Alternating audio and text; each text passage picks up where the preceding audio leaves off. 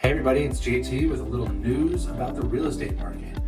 I've been getting the question a lot recently, why are homes in my neighborhood sitting longer? And I did notice this, and as I went through and looked at the stats, there are more homes on the market as compared to last year at this time, and they are sitting for a little bit more.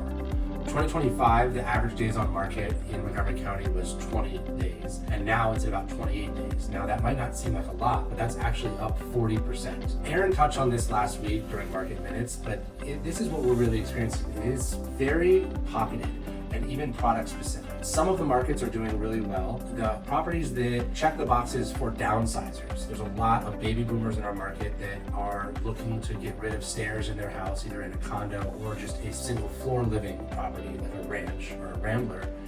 Those are getting a lot of attention, and a lot of times that's even without kind of the scientific process of finding value. Aaron was just in multiple offers this past weekend in a 55 and over community, and it went 10% over list price, really higher than any other property had sold recently. And it's just because a few people really wanted that property and they were able to escalate and willing to escalate. Now, there are other properties in good neighborhoods that generally are very sought after and in high demand, and some of those houses are sitting. We think that the reason is because the prices are being pushed a little bit by the sellers.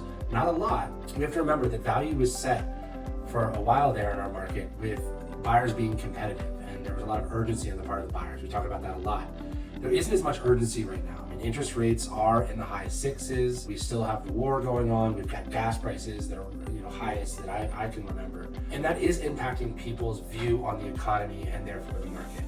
And when prices or sellers are setting the price a little bit higher and they think that that's where their house should sell, then those houses are sitting for a couple of weeks before they get any buyers to get interested, because buyers are still trained to think that if they're going to come and be part of the conversation the first weekend the property's on the market, that they're going to have to pay over list price. We've also been in a lot of situations recently in which listing agents, either us or some of our buyers getting interested in listings, the narrative is, yeah, we have a couple people circling and we might be getting multiple offers. And then it really comes to fruition on that Tuesday, there's only one offer because people are very scared of competition.